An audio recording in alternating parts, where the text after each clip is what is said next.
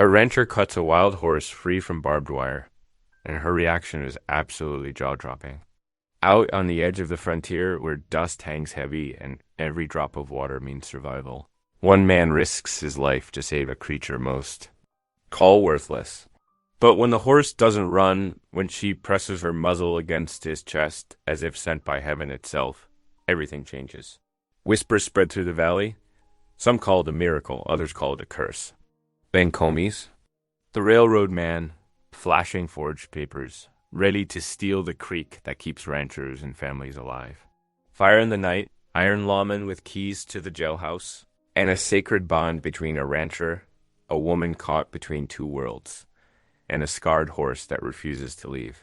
What happens when one act of mercy sparks a fight for land, justice, and love itself? And when the whole town must choose between grade and grace, whose side will they stand on? Comment below and tell me where in the world you're joining from. And if this story made you pause for a moment, hit that subscribe button for more. First rays of dawn painted the eastern sky in shades of pink and gold as Noel Boone guided his horse along the fence line. His breath formed small clouds in the winter air, and frost crunched beneath his mount's hooves. Sleep had been scarce last night, with memories of Sarah, his late wife, drifting through his dreams like autumn leaves on the wind. The cattle grazed peacefully near the creek, their breath visible in the cold morning air. The familiar sight should have brought comfort, but today his heart felt as empty as the winter-stripped branches overhead. 3 years had passed since Sarah's passing. Yet some mornings the loss felt as fresh as newly fallen snow. A sudden commotion broke through. His brooding, violent thrashing and the distinctive sound of wires straining against posts. Noel dug his heels into his horse's flanks, spurring forward toward the sound. As he rounded a bend in the fence, his heart caught in his throat. A paint mar, wild and beautiful, lay tangled in the barbed wire. Her coat, dappled white and brown, like fresh cream stirred into coffee, was marred by bleeding cuts where the cruel wire bit into her flesh. Her sides heaved with panic, each struggling movement only embedding the barbs deeper. Most ranchers would see her as nothing more than competition for grass, a threat to domestic stock. But something in her frightened eyes spoke to the hollow place in Noel's chest. He couldn't ride past this suffering, not today, not ever. He dismounted carefully, his boots crunching on frozen grass. "Easy there, girl," he murmured, keeping his voice low and steady. The Mare's eyes rolled white with fear, but something in his tone made her still, just enough. Removing his gloves, Noel reached for the wire cutters on his saddle. His fingers grew stiff in the biting cold as he worked, speaking soft nonsense to keep the Mare calm. The barbs caught his palms more than once, leaving deep scratches that welled with blood, but he barely noticed the pain. All that mattered was freeing this proud creature from her metal prison. With a final snip, the wire fell away. The Mare scrambled to her feet, and Noel stepped back, expecting her to bolt into the sunrise without a backward glance. Instead, she did something that made his breath catch. The paint Mare turned, her movements deliberate and graceful despite her wounds. She stepped toward him, head lowered, and pressed her velvet muzzle against his chest. The gesture was gentle, almost reverent, and lasted just long enough to seem impossible to dismiss as accident. "I've never seen anything like it," a soft voice said from behind him. Noel turned to find Naomi Ten Bears standing there, a basket of dried herbs cradled in her arms. The morning light caught the silver threads in her dark hair, and her eyes held a mix of wonder and recognition that made his skin prickle. "That is Spirit Woman," Naomi said, her voice barely above a whisper. She took a step closer, careful not to startle the Mare. "Among my mother's people, she is known as a sacred one. There are stories, prophecies about her appearance." She paused, studying Noel's bloodied hands. "It is said she chooses those who need healing most." The Mare hadn't moved away, her presence warm and solid against Noel's chest. He found himself unable to dismiss Naomi's words as mere superstition. There was something in this moment that defied ordinary explanation. something that spoke to the part of him that still believed in providence, despite his losses. "Your hands need tending," Naomi said, setting down her basket and pulling out clean cloth in a small jar. These cuts could fester if not cleaned properly. Her movements were sure and gentle as she began treating his wounds, and Noel noticed how the Mar watched them both with intelligent eyes. The sun climbed higher as Naomi worked, her skilled hands applying a poultice that smelled of sage and other herbs he couldn't name.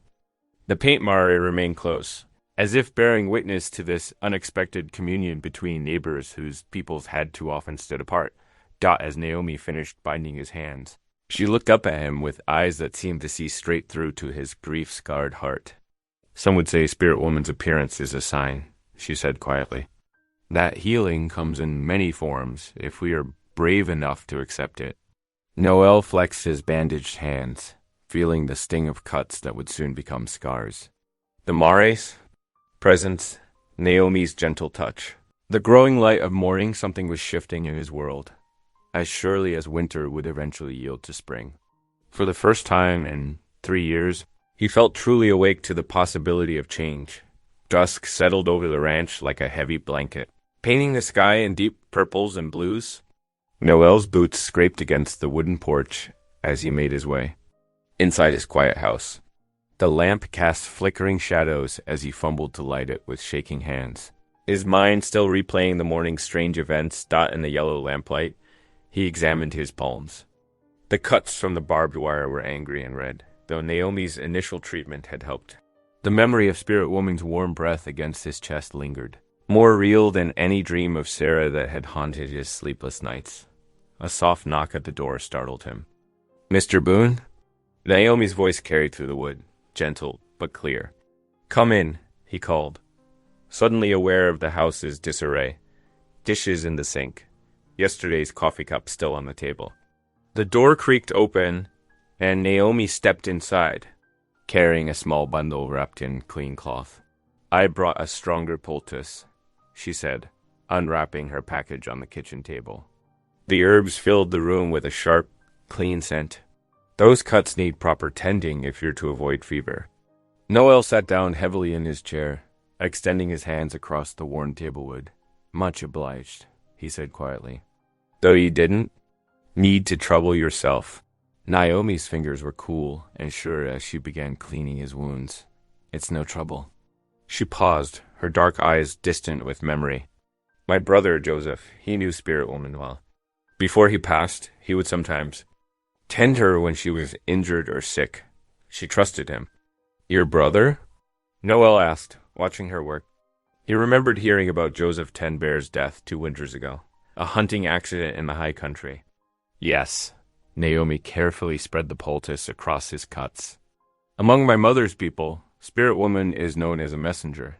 She appears to those chosen for redemption, those whose hearts need mending." Her voice carried no judgment, only quiet certainty. Noel shifted uncomfortably. "I reckon that's a mighty fine story, but you're not sure you believe it." Naomi finished, beginning to wrap clean bandages around his right hand. "That's natural. Yet you saw how she came to you after you freed her? That's not the way wild horses, Mr. Boone. You know that as well as I do." Outside, coyotes began their evening chorus, their yipping calls echoing across the darkening land. The sound emphasized the wildness beyond his walls, the dangers that lurked in the territory they all shared. "These winters are hard," Naomi said, softly moving to his left hand. "The land demands much from us, but the hardest thing isn't the cold or the work." She met his eyes. "It's the loneliness." Noel swallowed hard, fighting the sudden tightness in his throat. "You speak from experience?" "Since Joseph died, yes." She secured the last bandage with practiced ease. "Loss leaves an empty place that nothing seems to fill." "But perhaps that's not how healing works? Perhaps it's not about filling the empty places, but learning to carry them with grace." The coyotes called again, closer now. Noel flexed his bandage, hands feeling the sting beneath the wrappings. "You truly believe Spirit Woman appears for a reason?" "I believe the Creator works in ways we don't always understand." Naomi gathered her supplies, wrapping them carefully. I'll check on her at first light. She may need tending too after those wire cuts. I could ride with you, Noel offered, surprising himself. Make sure no mountain lions took advantage of her being hurt. A small smile touched Naomi's lips. That would be kind. Thank you. She moved to the door, then paused. Mr. Boone? Sometimes. The hardest part of redemption is believing we deserve it. After she left, Noel lay in his bed, listening to the night sounds through his window. The coyotes had moved on, leaving only the whisper of wind through bare branches. His hands throbbed gently beneath their bandages, a reminder of the mornings. Encounter. Could it be true? Had God, or fate, or whatever power moved through this wild land, guided that Mare into his path? The thought both troubled and comforted him. Sarah had always said everything happened for a reason, even if that reason wasn't clear at the time. He turned these thoughts over and over, like worn coins in his pocket. The house creaked and settled around him, familiar sounds in the darkness. Somewhere out there, Spirit Woman roamed free, carrying her own scars yet moving with dignity through the night. Perhaps there was something to learn from that.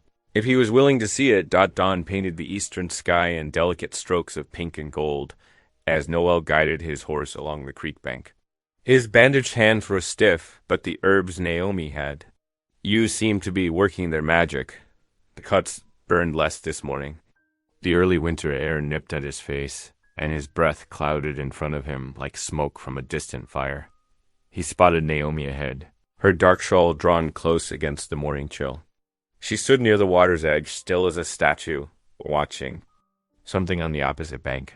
Following her gaze, Noel saw a Spirit Woman grazing peacefully among the dried winter grasses. The Mare's wounds had begun to scab over, dark lines across her dappled coat. But her head was held high and her eyes were alert. Noel dismounted quietly, leading his horse the last few yards. Morning, Miss Ten Bears. Naomi turned, offering a gentle smile. Good morning, Mr. Boone. I see your hands are still wrapped. They're healing well enough, thanks to your medicine. He joined her at the water's edge, marveling at how Spirit Woman barely glanced their way. Never seen a wild one so calm after being caught in wire. Reckon she should have run miles by now. She knows who helped her, Naomi said softly. She reached into her medicine bag and withdrew a small bundle of dried herbs. Would you like to learn our way of giving thanks? Noel hesitated, then nodded. I would. Naomi showed him how to hold the herbs in his cupped palms, facing east where the sun still climbed the sky. She spoke in Apache first, then translated. Great Spirit, we thank you for this new day, for the breath of life, for the healing of wounds both seen and unseen. We thank you for sending Spirit Woman to remind us of your ways. As if hearing her name, the Mare lifted her head and watched them with intelligent eyes. Naomi guided Noel in scattering the herbs on the water's surface, where they drifted away like small boats, carrying their prayers downstream. Now, Naomi said, producing more supplies from her bag, let's tend to her wounds. They crossed the shallow creek, their boots crunching on the gravelly bottom. Spirit Woman didn't move away as they approached, though her ears flicked forward. With interest, Noel watched in amazement as Naomi spoke softly to the horse in Apache, moving slowly but confidently to her side. Most folks around here see wild horses as nothing but trouble, Noel said, keeping his voice low. Competition for grazing, breaking down fences. Won't be happy if they learn she's staying close. People fear what they don't understand, Naomi replied, carefully cleaning one of the deeper cuts with a cloth soaked in herb-infused water. They forget that this land belonged to the wild ones, before it belonged to any of us. The morning sun climbed higher as they worked, warming the air slightly. Spirit Woman accepted their ministrations with remarkable patience, only shifting. Occasionally, when Naomi's careful touches stung a tender spot, Noel found himself talking more than usual, sharing memories of horses he'd known, even speaking of Sarah's love for their old pinto mare. The sound of approaching hoofbeats interrupted their peaceful task. A rider appeared around the bend of the creek, sitting tall in an expensive eastern saddle. Noel recognized Mr. Culver, the railroad company's surveyor, a man whose polite smiles never quite reached his eyes. Well, Culver called out, reining his horse to a stop. Quite the touching scene. Though I'm afraid you're trespassing on what's about to become railroad property. Noel straightened, positioning himself slightly in front of Naomi. This creek's been open water rights since before I homesteaded here. Same for the native families upstream. Culver reached into his saddlebag with practiced flourish, withdrawing a sheaf of official-looking papers. Not anymore. Companies filing water rights for the whole stretch will need it for the new line coming through. His smile widened as he noticed their expressions. Progress, can't stand in its way. Those papers can't be legal, Noel said, his voice tight. There's families depend on this water. Cattle, too. Oh, they're quite legal. Culver's tone dripped with smug satisfaction. All signed and sealed by the territorial office. Once construction begins in the spring, we'll be putting up fences. No more access for cattle, or he glanced dismissively at Naomi. Other interested. Parties. Noel took a step forward, his hands clenching despite their bandages. You can't just... But I can, Mr. Boone. I can, and I have. Culver tucked the papers away. I suggest you start looking for other arrangements. Both of you. He touched his hat brim in mock courtesy and turned his horse, calling over his shoulder. Progress waits for no man, or woman. They watched him ride away, the morning's peace shattered like ice in spring. Spirit Woman had retreated a few yards up the bank, her nostrils flaring at the lingering scent of the intruder. Your people, Noel said quietly. How many depend on this creek? 3 extended families, Naomi replied, her voice steady despite the worry in her eyes. The winter camp has always been here, close to water and shelter. The elders say our ancestors used this place long before any others came. Noel looked downstream, where the creek wound its way through the heart of his grazing land. Without this water, his cattle wouldn't survive a week in summer. The same was true for every rancher along its course. And now here was the railroad, claiming it all with a piece of paper and a surveyor's smirk. We can't let this stand, he said. Finally, Naomi touched his arm lightly. No, we can't. But Culver has money and the law behind him. What do we have? As if an answer, Spirit Woman moved closer again, her presence somehow both wild and reassuring. She lowered her head to drink from the creek, the water flowing past her sacred reflection toward an uncertain future. We have each other, Noel said, surprising himself with the firmness in his voice. We have truth. And maybe, he gestured to Spirit Woman, we have something they don't understand. The morning sun climbed higher, casting their shadows long across the water that had suddenly become so precious. Both knew that challenging the railroad would mean facing powers far greater than themselves.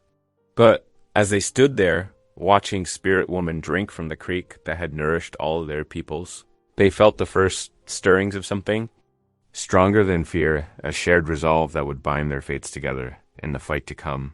The morning sun climbed higher as Noel helped Naomi into his wagon. Her dark shawl fluttered in the cool breeze while he secured their horses to follow behind. The weathered boards creaked beneath them as Noel took up the reins, clicking softly to his team. Much obliged for coming with me, he said, guiding the horses onto the rutted road toward town. Reckon 2 sets of eyes might spot something I'd miss in those papers. Naomi adjusted her shawl, nodding. The creek matters to all of us. We must know the truth of these claims. The wagon rattled along, its wooden wheels throwing up dust that danced in the sunlight. Fields of winter-brown grass stretched away on, both sides broken by stands of cottonwood trees that lined the distant creek bends. The journey would take all morning at wagon pace, giving them time to talk. How long has it been? Naomi asked softly after a while. Since your Sarah passed? Noel's hands tightened slightly on the reins. 2 years come spring. He paused, then added, And your brother? 3 summers now. Naomi's voice held both sadness and acceptance. The fever took him quickly, but he died under open skies as our people believe is best. They fell into comfortable silence, the wagon's steady rhythm matching their thoughts. A red-tailed hawk circled overhead, its cry carrying on the wind. Some days, Noel said finally, I still catch myself turning to tell Sarah something. Like, she's just in the next room. He shook his head. Folks say faith helps, but sometimes faith feels like a stream in drought, Naomi finished. Present, but hard to reach. She touched the silver cross at her neck, a gift from the mission school. My people believe the dead walk beside us, helping us survive. Not so different. From your belief in angels watching over us? The sun was nearly overhead when they reached town, dust coating their clothes and faces. Noel helped Naomi down from the wagon, conscious of the stares from townfolk on the boardwalk. They made their way to the courthouse, its wooden steps worn smooth by years of boots. Inside, the clerk's office smelled of dust and old paper.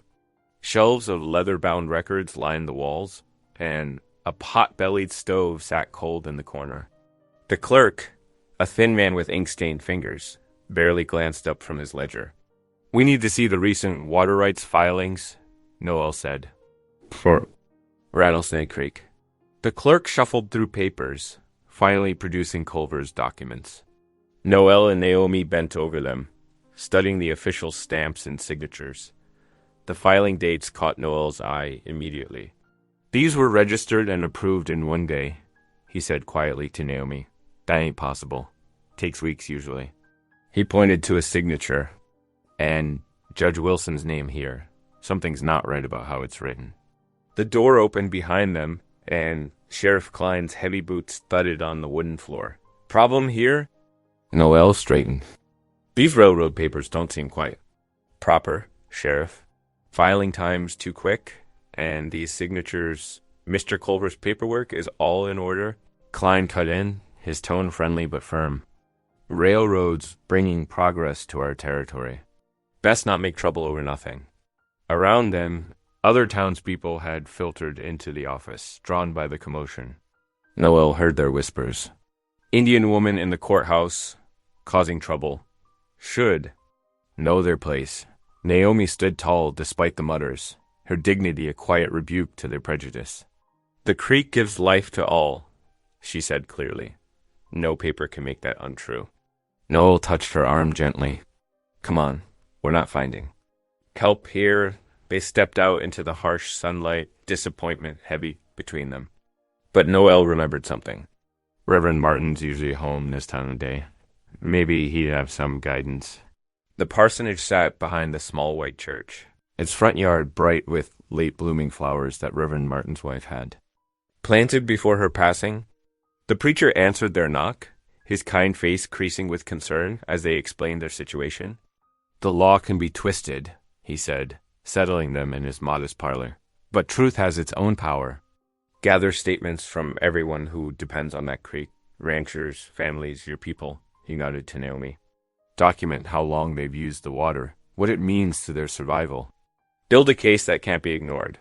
Hope flickered in Naomi's eyes. You would speak for us? The good book says to care for widows and protect the stranger in your land, Reverend Martin replied. I aim to live those words, not just preach them.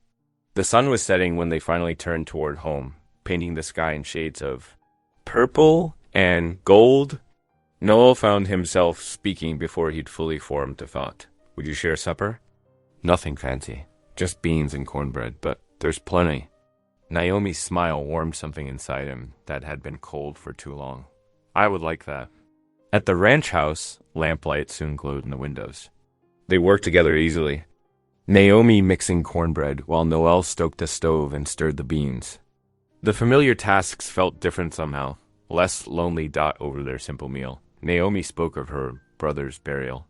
We placed him facing east, wrapped in his favorite blanket. I sang the death song our mother taught us, though my voice shook. She touched her cross again. Then I said the prayers I learned at school. He would have liked that, the two traditions joining to send him home. Noel pushed his empty plate aside, gathering courage. Sarah made me promise something at the end. Said I shouldn't stay alone forever. He met Naomi's eyes across the table. Didn't know what she meant then. Maybe I'm starting to understand. They sat in comfortable silence as the lamp burned lower, casting soft shadows on the walls. Outside, a coyote called, and somewhere in the distance, another answered. The night grew deeper around the little house, but inside, something new was quietly taking root. Like spring grass pushing through winter soil, frost glittered like scattered diamonds across the winter-browned grass as Noel guided his horse through the morning quiet pasture, his breath clouded in the crisp air while he worked the cattle, pushing them toward better grazing grounds. The leather creaked beneath him with each movement, familiar and comfortable. His gaze kept drifting to the creek where Spirit Woman had first appeared. Part of him still wondered if he dreamed that moment, her muzzle pressed against his chest in silent gratitude. But the healing cuts on his palms proved otherwise. A flash of movement caught his eye.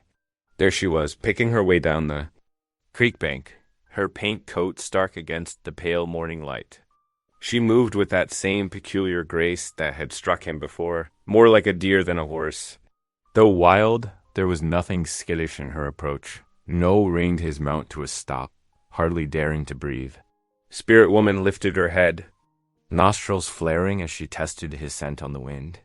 Then, step by deliberate step, she drew closer. "Well, I'll be," he whispered. "She remembers your kindness," came Naomi's soft voice.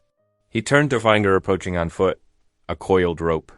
In her hands, her dark hair was bound back with a beaded band, and her shawl wrapped tight against the morning chill. "Didn't hear you coming," Noel said. Naomi smiled. "My people learn to walk quietly." She held out the rope. Perhaps today she will accept. More than just gratitude. Noel took the rope, its familiar weight somehow different in this moment. "You reckon she'll let us?" "Watch how I move," Naomi instructed. Slow, like water flowing, no sudden gestures. She demonstrated, her steps smooth and unhurried as she approached Spirit Woman. The Mare's ears pricked forward with interest, following Naomi's lead.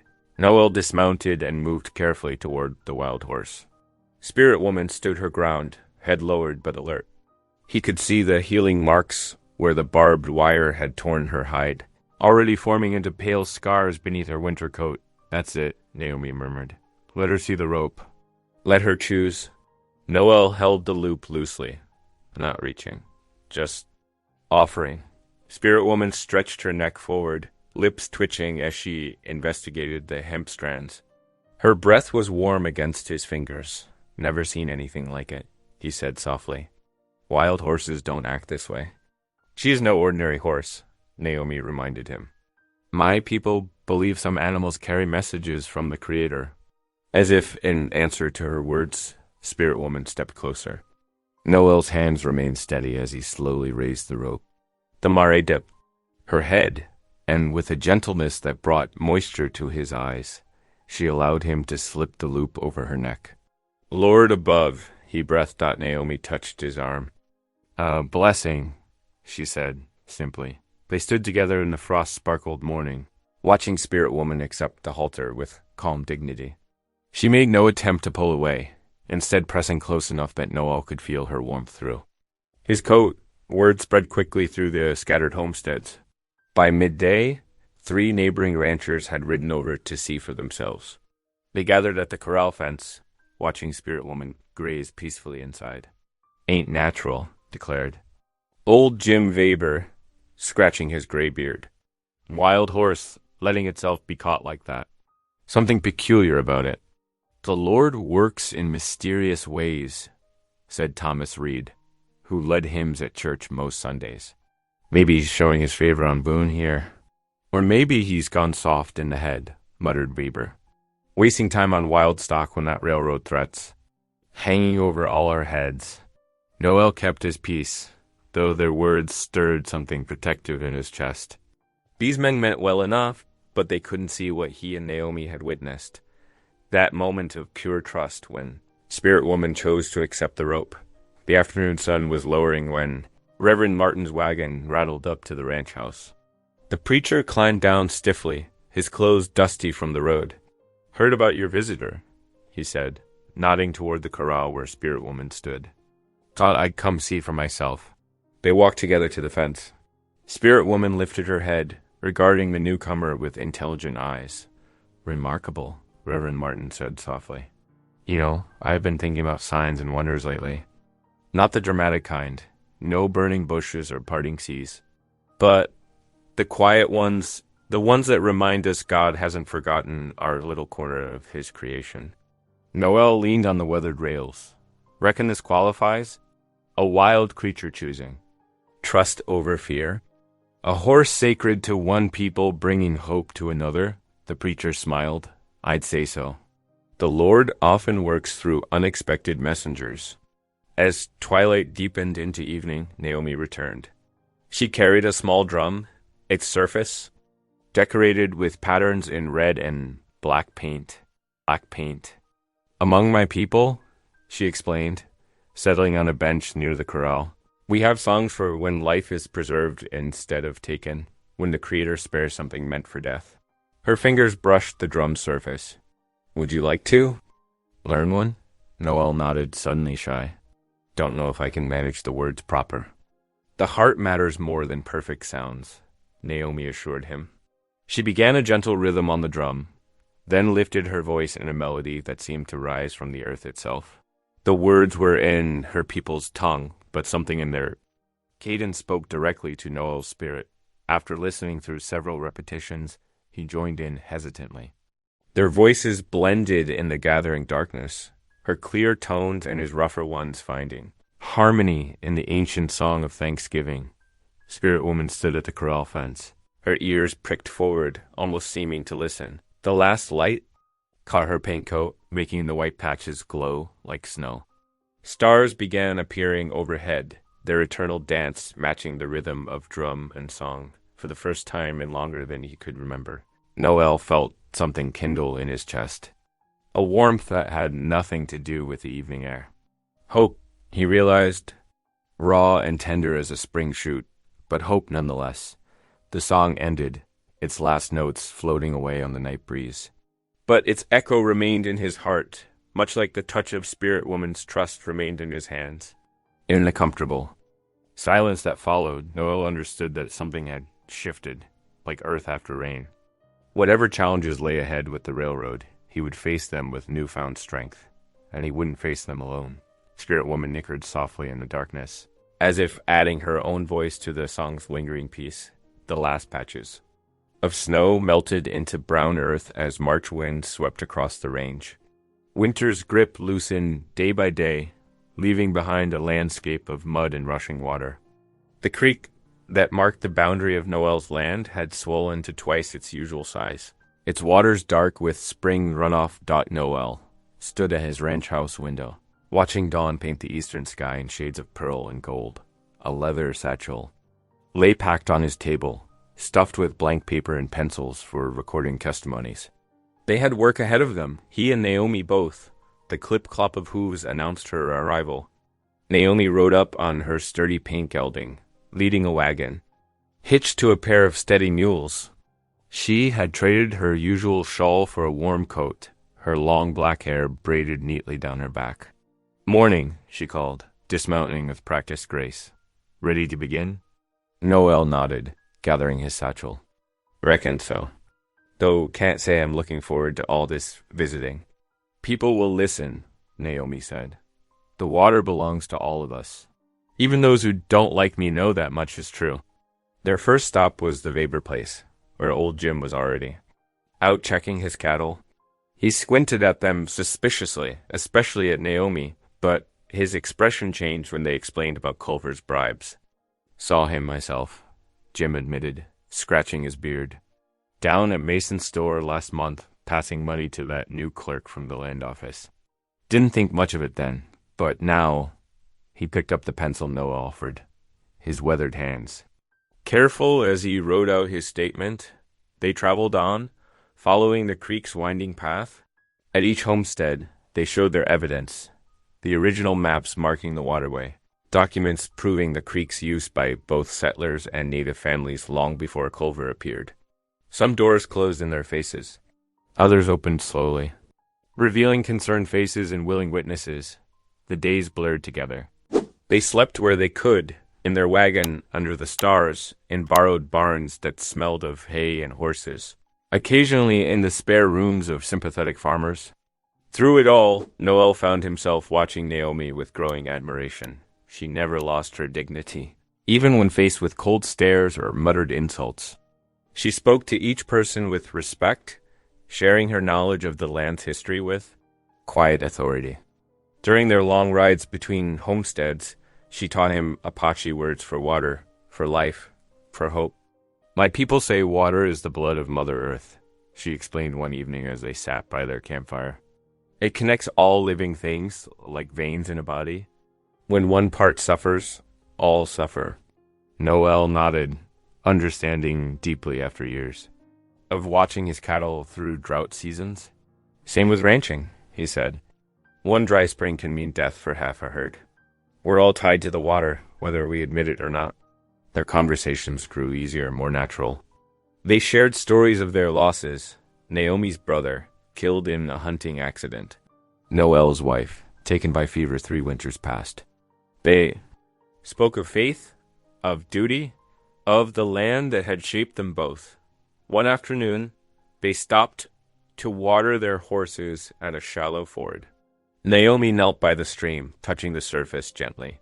"The old ones say you can hear the water's songs if you listen closely enough," she said. "Each creek has its own voice." Noel settled beside her, closing his eyes. The water's music filled his ears, splashing over rocks, gurgling through roots, singing its ancient song. When he opened his eyes, he found Naomi watching him with a soft smile that made his heart skip. They gathered more testimonies.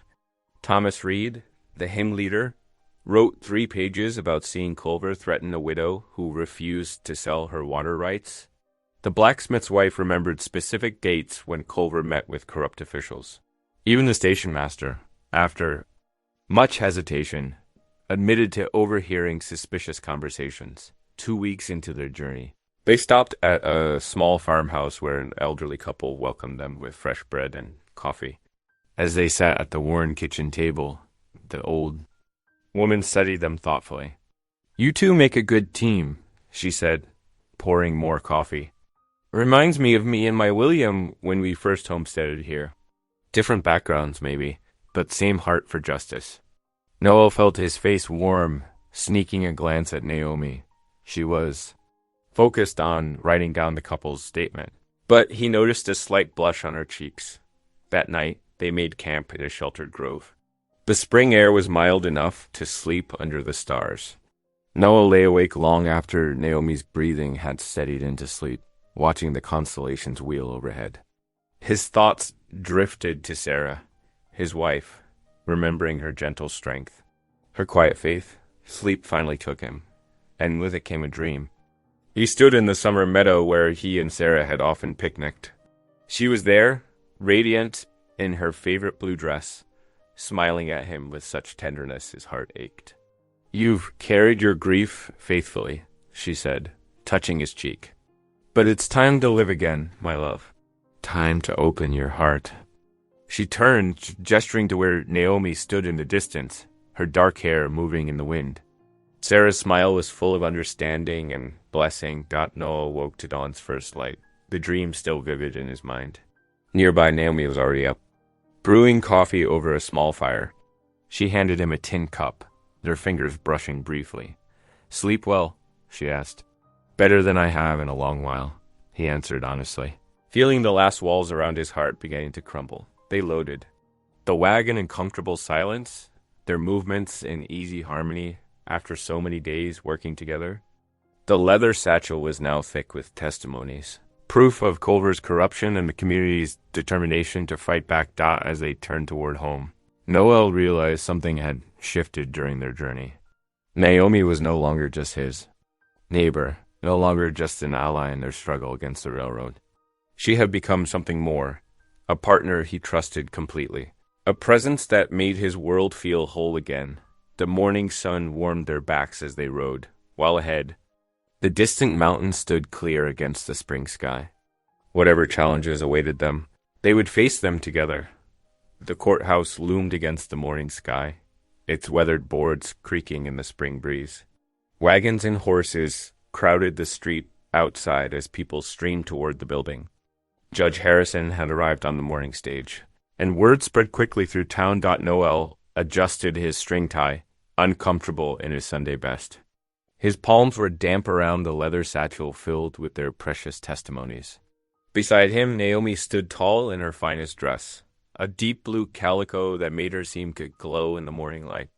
Her quiet dignity drew stares from passers-by, some curious, others hostile. "Really?" he asked softly. She nodded, squeezing his arm. "The truth is on our side." They climbed the courthouse steps together. Inside, the main room was already packed tight, with railroad men in dark suits clustered. On one side, ranchers and farmers. On the other, the air felt thick with tension. Culver sat near the front, looking smug in the expensive Eastern suit. Reverend Martin met them at the door, his kind face creased with concern. "I've been praying all morning," he whispered, guiding them to seats near the front. A few ranchers shifted away when Naomi sat down, but others nodded respectfully. Judge Harrison entered, his black robes rustling. He was a tall man with steel-gray hair and eyes that seemed to miss nothing. The room fell silent as he settled behind his desk, surveying the crowd. "This hearing concerns water rights for Clear Creek," he announced, his voice carrying to every corner. "Railroad interests versus local claims. Mr. Culver, present your case first." Culver rose smoothly, producing a stack of official-looking papers. "Your Honor, the railroad has legally filed claim to Clear Creek's water rights. These documents show proper registration and signatures from all relevant authorities. The expansion of the rail line requires dedicated water sources, and this creek lies within our approved route." The judge examined the papers carefully while Culver continued, spinning tales of progress and prosperity the railroad would bring. Noel's stomach tightened as he watched several townspeople nodding along. Finally, Judge Harrison looked up. "In the opposition?" Noel stood, his heart pounding. He felt Naomi's presence beside him like a steady flame. "Your Honor, we have evidence that Mr. Culver's claims are based on forgery and bribes." A murmur ran through the crowd. Culver's face darkened. With trembling hands, Noel opened their satchel. "These are statements from witnesses who saw Mr. Culver paying bribes to land office officials. We also have proof that signatures on his documents were forged." Reverend Martin stepped forward, adding his voice. "I can testify to the character of these witnesses, Your Honor. They are honest folk with no reason to lie." One by one, they presented their evidence. Thomas Reed described seeing Culver threaten the widow Johnson. The station master nervously recounted overheard conversations about payoffs. The elderly couple who had fed them spoke of suspicious meetings at odd hours. Naomi's voice rang clear as she explained the creek's history. "My people have used these waters for generations, sharing them peacefully with settlers. The creek sustains all life here, cattle, crops, families. To give one company control would destroy many homes, both native and white." Judge Harrison studied each piece of evidence carefully, asking sharp questions. His expression remained neutral, but his eyes narrowed at certain details in their testimonies.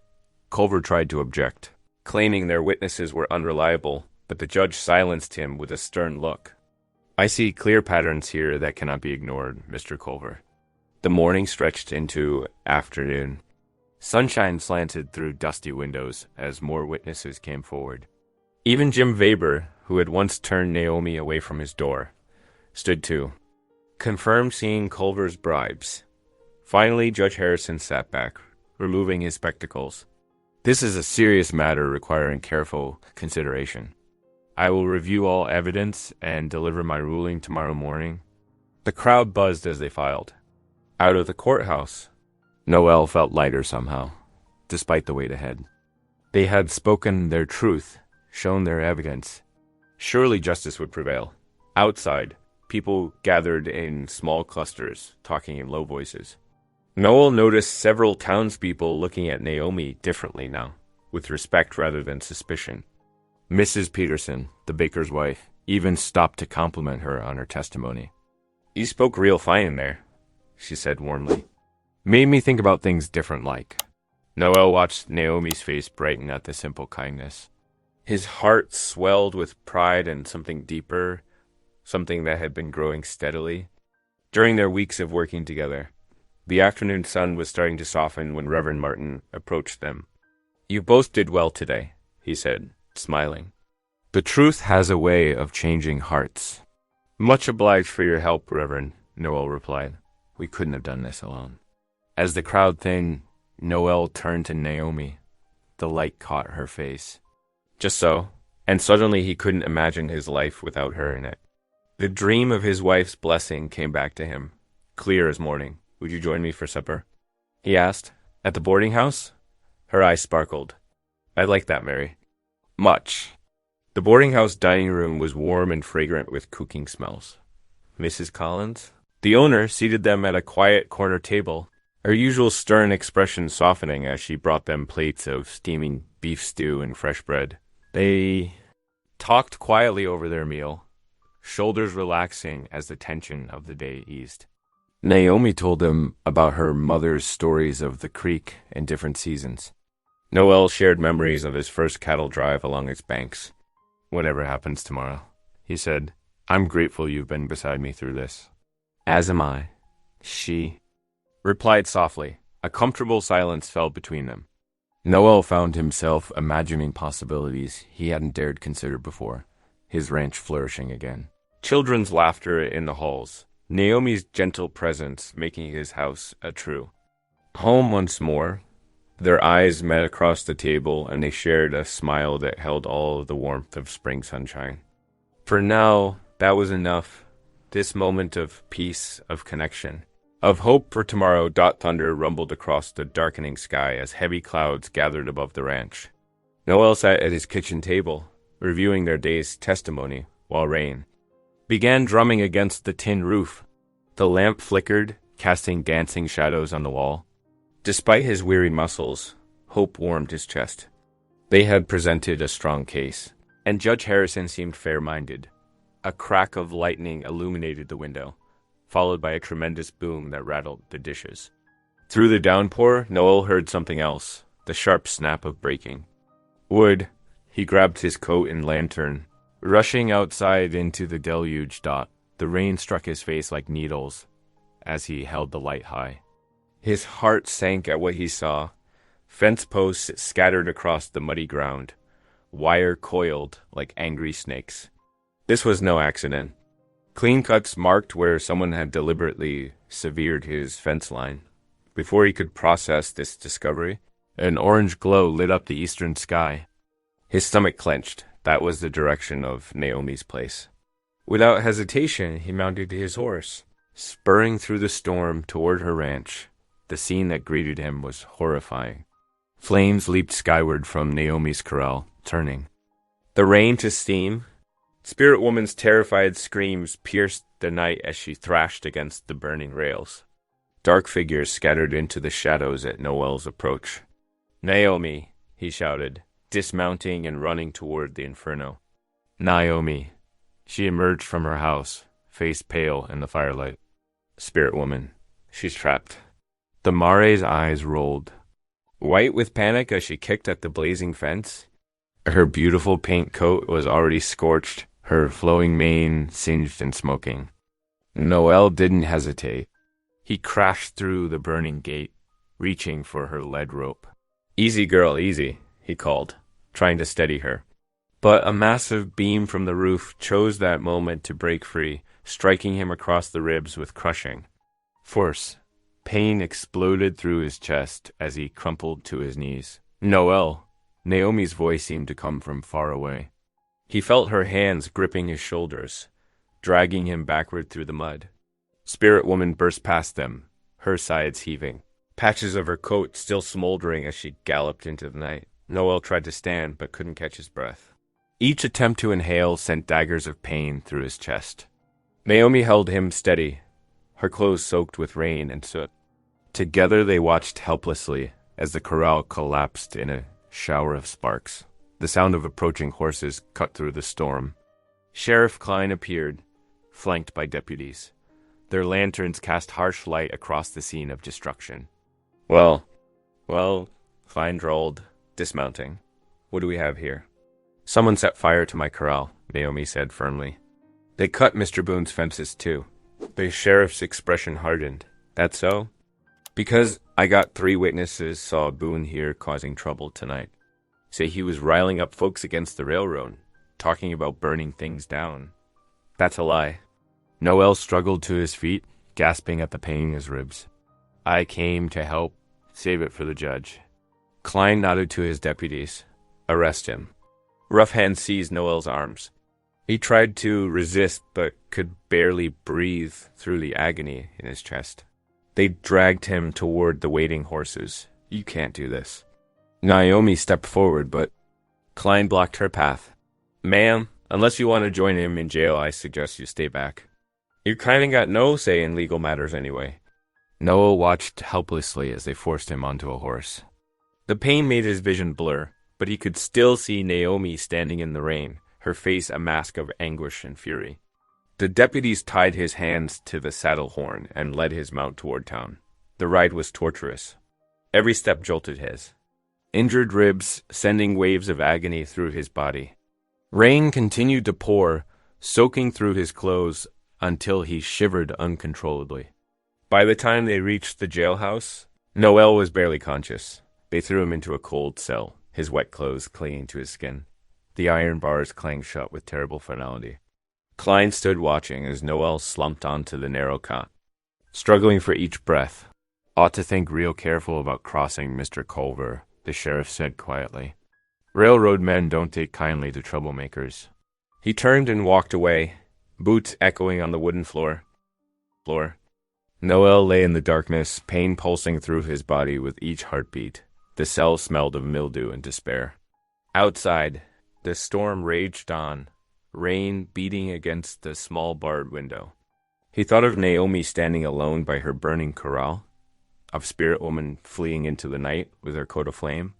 Everything they'd worked for, all their careful preparation for the hearing. It was crumbling like ashes in the rain-dot dawn. Was breaking when he heard soft footsteps approaching his cell. Naomi's face appeared between the bars, her eyes red-rimmed but determined. How badly are you hurt? She whispered. Ribs, he managed. Can't breathe proper. She reached through the bars to touch his hand. Her fingers were warm against his cold skin. I'll fetch the doctor. Make him examine you. Then I'm going to Judge Harrison. He needs to know what really happened. Be careful, Noah wheezed. Culver's. Men, I am not afraid. Her voice was steel wrapped in silk. My brother taught me courage before he died. I will not let them destroy what we've built, or keep you caged on lies. She squeezed his hand. You are not alone in this fight. Noel Boone. Remember that. He wanted to say more, but talking hurt. Too much. He watched her disappear down the hallway, taking with her the only warmth he'd felt since the fire began. Outside, the rain was finally slowing, but the damage was done. Their peaceful world had been shattered by violence and corruption. Noel closed his eyes, each breath a struggle. He thought of Spirit Woman, wounded and terrified somewhere in the wilderness. Of Naomi facing prejudice and danger to help him. Of justice hanging by a thread. The pain in his chest wasn't just from his injured ribs. It was from watching everything they'd worked for go up in flames. But Naomi's words echoed in his mind. You are not alone. Despite the cold cell and his battered body, that truth gave him strength, whatever came next. They would face it together. The railroad men had shown their true colors, but in doing so, they'd only proved how desperate they were. Perhaps that desperation would be their undoing. For now, though, all Noel could do was endure. He lay on the hard cot, watching pale morning light creep across the cell floor, waiting for Naomi's return and praying that somehow, someway, truth would still prevail over violence and greed. Gray light filtered through the tiny barred window of Noel's cell, casting shadows that matched his dark thoughts. His ribs throbbed with each shallow breath, but the physical pain was nothing compared to the weight crushing his spirit. The cold stone walls seemed to close in, reminding him of another dark morning 3 years ago. The memory came unbidden. Sarah's funeral. The pine box. simple and stark. Wild flowers wilting in the autumn chill. He'd stood alone then, just as he sat alone now, wondering if God had turned away. The doubt that had plagued him since her passing grew stronger in the silence of his cell. "Lord," he whispered, his voice rough, "are you still listening?" Only the drip of water from a leaky roof answered. His fingers traced the crude scratches previous prisoners had left on the wall. How many others had sat here, abandoned and forgotten? The thought of Naomi facing the town's prejudice alone made his chest tighten with more than just physical pain. Miles away, as dawn painted the sky in watercolor hues, Naomi knelt beside Spirit Woman. The Mare's once proud coat was scorched and blistered, but her eyes remained bright with life. Naomi's gentle hands applied healing salve to the burns, her lips moving in quiet prayer. "Great Spirit," she murmured in Apache, then switched to English. "Lord Jesus, guide us through this valley of shadows." She had learned to walk between two worlds, finding strength in both traditions. Now she needed all the wisdom both could. Offer. Spirit Woman nickered softly, pressing her singed muzzle against Naomi's shoulder. Despite her injuries, the Mara's spirit remained unbroken, a sign Naomi took to heart. Rising, she gathered her medicine bag and set out toward the village. The morning air was crisp as Naomi walked the familiar paths between her people's homes. At each door, she stopped, sharing the story of the railroad's attack and Noel's unjust arrest. Many listened with growing anger, remembering their own losses to white men's greed. But this time was different. This time a white man had stood with them, suffered for them. He fought for our water rights, Naomi reminded them. Now, we must stand for him. Old Joseph, an elder respected by both communities, nodded slowly. The creek feeds all our children, Apache and white alike. Perhaps it is time we show them we can speak with one voice. From the village, Naomi walked into town, her steps determined despite the suspicious glares. She found sympathy in unexpected places. The blacksmith's wife who had lost land to the railroad, the storekeeper whose well had been poisoned by mining runoff. Even Mrs. Peterson, who had never spoken to an Indian before, listened intently over her garden fence. "It ain't right," Mrs. Peterson declared. "What they did to Mr. Boone. Everyone knows he's an honest man." Near noon, Naomi found Reverend Martin in his study, poring over his Bible. He looked up as she entered, his kind eyes crinkling with concern. "How is our friend?" he asked, setting aside his books. "Injured, imprisoned, but his spirit matters most now." Naomi sat in the offered chair. "The people are angry, Reverend. They see the railroad's true face at last." The preacher nodded thoughtfully. "Sometimes the Lord uses hardship to unite his children.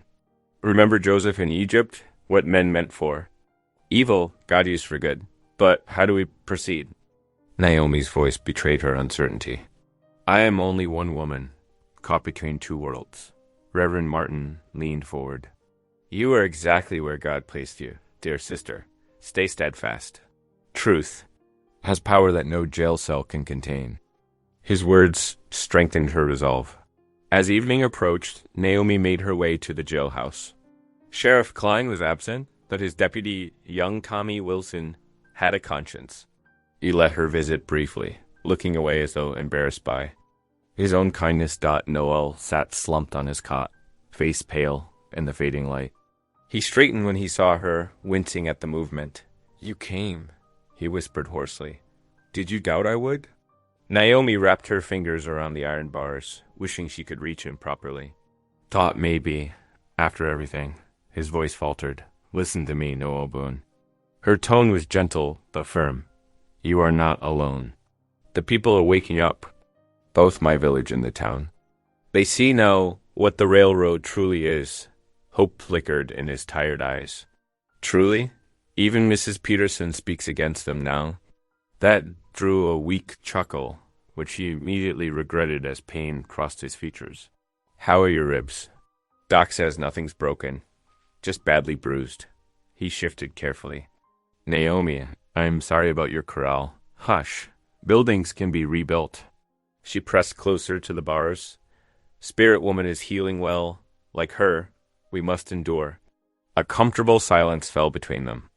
In that quiet moment, something deeper than words passed between them. Understanding, trust, and perhaps something more that neither was ready to name. Outside the jailhouse, townspeople gathered in small groups, speaking in low voices. They had seen the Apache woman enter, watched her speak with dignity to those who would listen. They remembered how Noel Boone had helped their farms during the drought, never asking payment. Slowly, the whispers grew. Ain't natural, some might say, a white rancher and an Indian woman. But ain't it just like the good Lord, using the unlikely to shame the mighty? Railroad thought they could buy us all, but they can't buy the truth. Maybe them two were brought together for such a time as this. The sun set behind the distant mountains, painting the sky in colors as bold as Spirit Woman's coat once was. In his cell, Noel felt the crushing weight of despair begin to lift, like storm clouds breaking. Naomi's quiet strength had steadied him, reminding him that even in darkness, light could find a way through. He still ached, body and soul, but no longer felt abandoned. Perhaps God had been listening after all, answering his prayers not with lightning and thunder, but with the steady presence of a woman who walked between worlds, carrying hope like a lantern in the night dawn broke over the courthouse steps. As Naomi gathered with her unlikely allies, folders stuffed with documents and testimony filled her arms, each paper a weapon against Culver's lies. Reverend Martin stood beside her, his Bible tucked under one arm, while Mrs. Peterson and several other townsfolk clustered nearby, their faces set with determination. Judge Carter, a man known for his stern fairness, sat behind the high bench inside. His steel-gray eye surveyed the growing crowd as people filed into the wooden benches.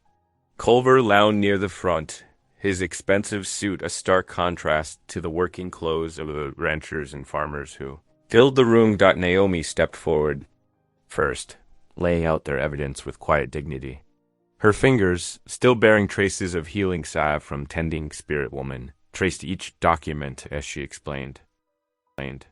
Your Honor, these are sworn statements from 17 ranchers and farmers who witnessed Mr. Culver offering bribes to county officials.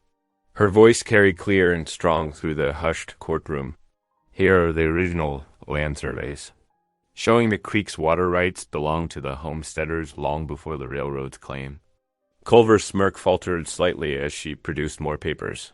Maps spread across the judge's desk showed property lines dating back 20 years. Each document bore official seals and signatures, genuine ones unlike the hasty forgeries in Culver's filings. Furthermore, Naomi continued, we have testimony from Thomas Webb, the former county clerk, admitting he was paid to backdate these documents. She placed a sworn affidavit on the bench. Judge Carter leaned forward, examining the papers through his wire-rimmed spectacles. His expression remained neutral, but his fingers drummed thoughtfully on the wooden surface.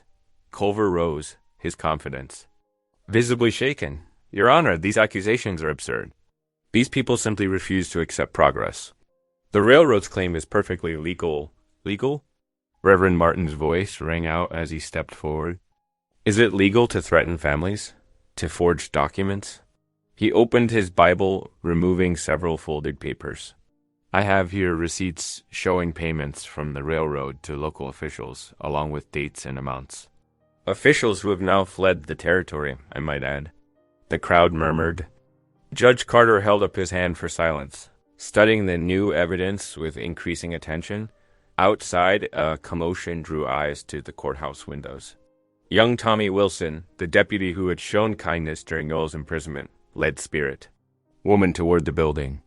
The Mars-burned coat was healing, the scars still visible, but her head held high. Despite her injuries, she moved with grace, drawing gasps from onlookers. Naomi seized the moment. Your Honor, if I may?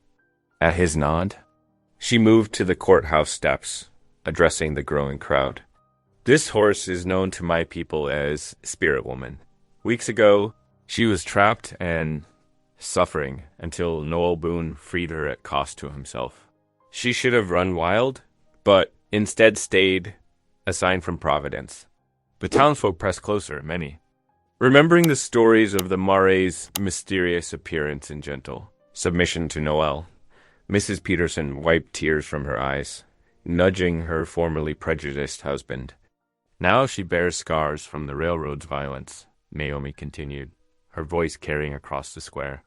Just as Noel Boone bears bruises in his cell for defending what is right, the same men who hurt them would steal the water that feeds. All are children, Apache and white alike. Spirit Woman moved closer, pressing her scarred muzzle against Naomi's shoulder. The gesture, so gentle and trusting, caused several women to dab at their eyes. Even some of the hardened ranchers shifted, uncomfortably seeing their own prejudices reflected in the Marais' wounds. "This is more than a water rights case," Naomi declared. "This is about justice. About God's mercy showing us a better path, one where we protect each other instead of letting greed divide us." Judge Carter appeared in the courthouse doorway, his face thoughtful as he observed the scene. Spirit Woman's presence seemed to affect him deeply, especially when the Mare turned her intelligent gaze his way. Back inside, the judge settled into his chair with newfound purpose. "Mr. Culver, these documents show clear evidence of fraud. Multiple witnesses attest to your bribery and intimidation. Furthermore, the violence against Mr. Boone's neighbor and the destruction of property cannot be ignored." Culver's face had lost all color. "Your Honor, I protest." Silence. The judge's voice cracked like a whip. "I am ordering Noel Boone's immediate release. Additionally, I am calling for a full investigation into all railroad land claims in this territory, particularly those filed under suspicious circumstances." The courtroom erupted in relieved murmurs and scattered applause. Naomi pressed her, hands to her mouth, tears finally spilling down her cheeks. Reverend Martin squeezed her shoulder gently, his own eyes bright with emotion. "Court officers," Judge Carter continued, "please escort Mr. Culver to the sheriff's office. He will remain there until federal marshals arrive to investigate these charges of fraud and corruption." As Culver was led away, his former arrogance replaced by sputtering indignation, Naomi rushed from the courthouse. Her feet carried her swiftly to the jail, heart pounding with each step. She found Deputy Wilson already unlocking Noel's cell, a broad smile on the young man's face. "Judge's orders just arrived," Tommy announced, swinging the iron door wide. "You're free to go, Mr. Boone." Noel stepped out slowly, still favoring his injured ribs. His face was pale from days without sunlight, his beard untrimmed, but his eyes lit up at the sight of Naomi. She moved forward, wanting to embrace him, but mindful of his injuries. "You did it," he whispered hoarsely, reaching for her hand. "I heard the commotion, but couldn't quite believe. We did it," she corrected gently, squeezing his fingers. "The whole town stood with us." Even Spirit Woman played her part. A shadow of his old smile crossed his face. "That Mare does seem to have a way of changing hearts. She's not the only one." Naomi's voice was soft but certain. Tears sparkled in her dark eyes as she helped him toward the door, supporting his weight as they stepped into the sunlight together. Outside, the town square had become a scene of jubilant celebration. Spirit Woman still stood proudly near the courthouse steps, accepting gentle pats from children who had once been warned away from wild horses.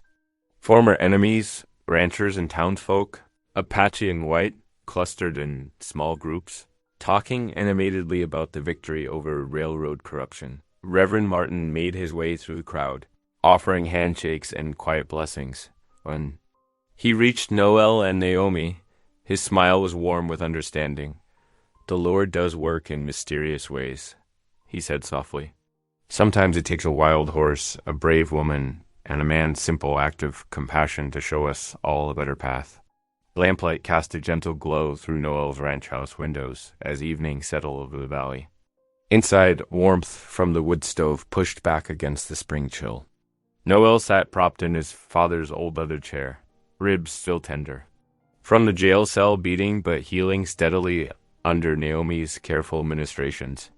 "Hold still now," Naomi murmured, fingers working a fresh poultice of yarrow and comfrey against his bruised side. The herb's sharp green scent filled the room, mingling with wood smoke and coffee. These plants will help the deep bruising, but only if you rest properly. Noel managed a slight smile, though it pulled at his split lip. Yes, ma'am. His voice carried warmth, despite its roughness. Reckon I've learned not to argue with my healer. Through the window, he could see Spirit Woman grazing peacefully in the yard, her burned coat growing back in patches. But Mare lifted her head occasionally to watch them through the glass, as if keeping guard. Her presence had become a comfort these past weeks, a reminder of how this all began. Your fever's down, Naomi noted, pressing a cool hand to his forehead.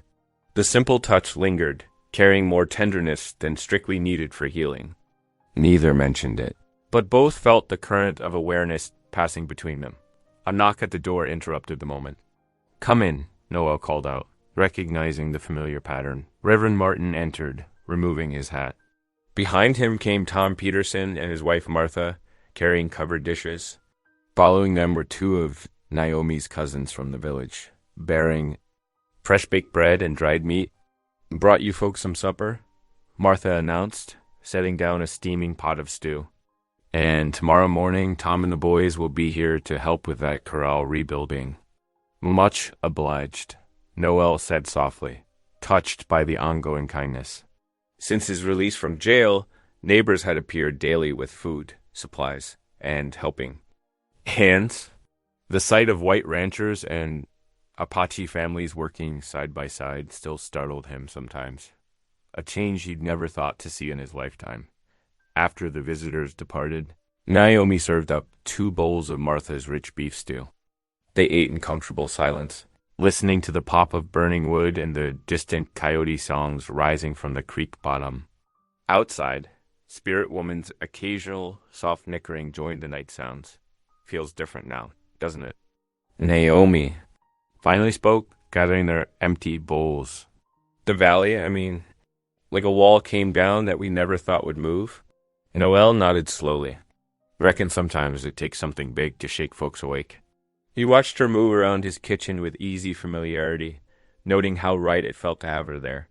My pa would never have believed it, Apache and white folks sharing work, breaking bread together. But here we are, Naomi echoed softly. She paused by the window, gazing out at Spirit Woman's pale form in the gathering dusk. My brother used to say change comes like spring rain. First a few drops, then suddenly the whole earth is renewed. The mention of her brother brought a familiar ache to Noel's chest. He thought of his own loss, of Sarah's final days, and her last whispered wish for him to find happiness again. The memory no longer carried a sharp edge of grief. It once had. Naomi. His voice was quiet but certain. She turned from the window, catching something in his tone that made her breath catch. There's something I need to say, if you'll hear it. She moved closer, settling into the chair opposite his.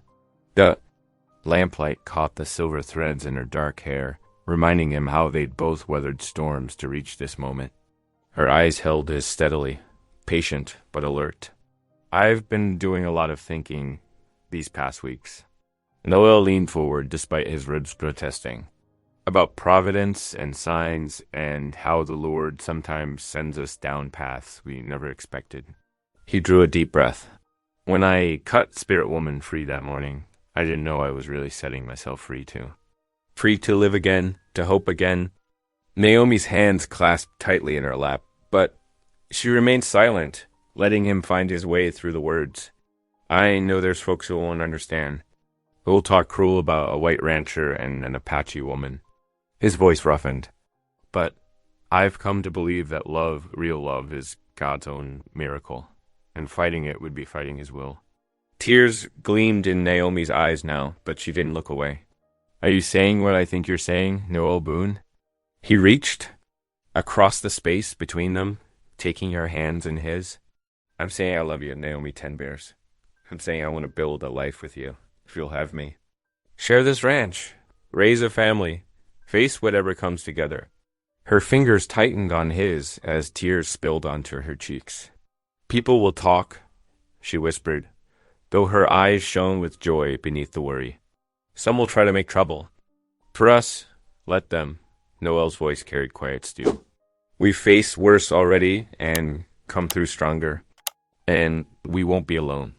Look how the valley's changing. How folks are learning to see with new eyes." Naomi rose, moving to perch carefully on the arm of his chair. Her free hand came up to touch his face, fingers gentle against his healing cuts. "I love you too," she said softly. "I think I have since that first morning, watching you risk yourself to save a wild horse. Your heart showed so clearly then." Noel turned his face into her touch, catching her palm with a kiss. The simple gesture carried all the tenderness he couldn't yet express with his injured ribs. Outside, a coyote's lonely call rose, but inside the ranch house, loneliness had no power anymore. Spirit Woman's soft nickering drew their attention to the window. The Mars stood in the yard, her pale coat ghostly in the gathering darkness, head raised as if standing sentinel. Looking at her, Noel remembered Naomi's words about sacred signs and providence. "She knew," Naomi said quietly, following his gaze. "That's why she stayed, why she let herself be gentled." "She was showing us the way?" Noel pulled her closer, careful of his injuries. "Reckon she was?" His voice carried wonder and gratitude. "Reckon God sends his messages in mysterious ways sometimes." They sat together in the lamplight, hands clasped, watching night settle over their valley. Tomorrow would bring more work. Fences to mend, Naomi's corral to rebuild, a future to craft despite whatever challenges arose. But tonight was for this moment, this miracle of two hearts finding home in each other. A cool spring breeze carried the scent of sage through the window, mingling with herbs and wood smoke. Outside, Spirit Woman's coat gleamed like silver. The rising moon, inside, warmth and faith filled the room, turning the simple ranch house into something holy, a place where love had finally found its way home. The courthouse buzzed with tension as Judge Carter settled into his bench. Morning light streamed through tall windows, catching dust motes and anxious faces. Every bench was packed, weathered ranchers in their Sunday best, Apache families from the village, townsfolk who'd chosen sides long ago. Noel sat straight despite his healing ribs, Naomi beside him. Their lawyer shuffled papers while Culver paced near the rail, his confidence showing cracks. The room fell silent as Judge Carter cleared his throat.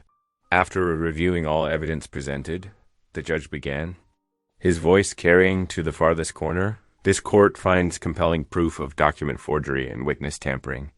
He held up several papers, sunlight illuminating the damning signatures. "Railroad claims to exclusive water rights are hereby nullified." Culver surged forward. "Your Honor, this is outrageous. The company's rights are built on fraud, Mr. Culver." Judge Carter cut in sharply. "Multiple witnesses have testified to your bribes. These documents," he tapped the papers, "bear forgeries any schoolchild could spot." The judge's gavel cracked like thunder. "This court rules all water rights to Silver Creek shall be held jointly by the Boone Ranch and the Ten Bears Village community, with equal access guaranteed by law." The courtroom erupted. Cheers and whoops drowned out Culver's bitter cursing as he stormed toward the door, shoving past onlookers. His face was dark with humiliation as he vanished into the street. Noel stood slowly, mindful of his ribs, and took Naomi's hand. Together they raised their joined hands high, their victory a symbol of something larger than themselves. Outside, the courthouse steps filled with celebrating townspeople. Young Tommy Whitecloud led Spirit Woman forward through the crowd. The Mars-burned coat was healing, her scars catching sunlight like badges of honor. She tossed her head proudly, as if knowing her part in bringing all these people together. Reverend Martin raised his hands over the gathering. "Today we see God's mercy made manifest," he called out. "Let us remember this moment, how justice prevailed, how hearts were changed, how old walls came down." Noel and Naomi descended the steps hand in hand, knowing this victory was just one step on a longer road. But today belonged to justice, to hope, to the power of unity against greed. Today marked a new chapter for their valley. Spring sunlight danced through the church's wavy glass windows, casting warm patterns across the wooden floorboards. Wildflowers filled mason jars on every windowsill, their sweet perfume mixing with the scent of fresh-cut grass and hope. Reverend Martin's one-room church had never held so many people at once. The pews creaked under the weight of an unlikely gathering. Ranch hands sat shoulder to shoulder with Apache elders. Town widows who once crossed the street to avoid Naomi now dabbed their eyes with handkerchiefs. Children from both communities fidgeted in their Sunday best, casting curious glances at each other. Across the aisle, Noel stood at the altar. His once injured ribs, finally healed, though faint scars remained on his palms, reminders of that fateful morning with the barbed wire. His eyes held a quiet joy that made him look younger, as if grief's heavy mantle had finally lifted from his shoulders. When Naomi appeared in the doorway, a collective breath swept through the church. She wore a simple white shawl over her dress, her dark hair woven with tiny white flowers. Her steps were measured and graceful as she walked forward, carrying herself with the same quiet dignity that had first drawn Noel's heart. Lamplight flickered across their faces as they joined hands before Reverend Martin. Their voices rang clear and true through their vows, speaking of love, faith, and the bridge their union would build between peoples. Outside, Spirit Woman's distant whinny punctuated their idos like a blessing, making folks smile and whisper about Providence's ways. As the church bells pealed their joy to the valley. The celebration spilled out into the spring meadow. Tables groaned under the weight of ranch cooking beside traditional Apache dishes.